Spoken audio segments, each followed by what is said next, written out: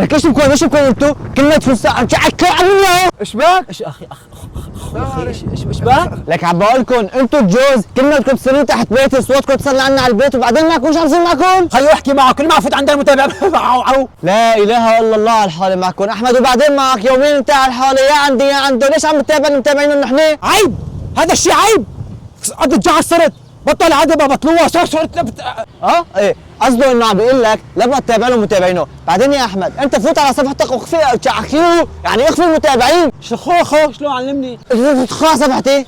ايه في الرابط؟ رابط ايوه ضغط على الرابط ضغطت في برنامج برنامج ايه نزله مكتوب عليه اخفاء متابعين. اخفاء المتابعين ايوه هذا هو عناسي خبروا متابعينكم يا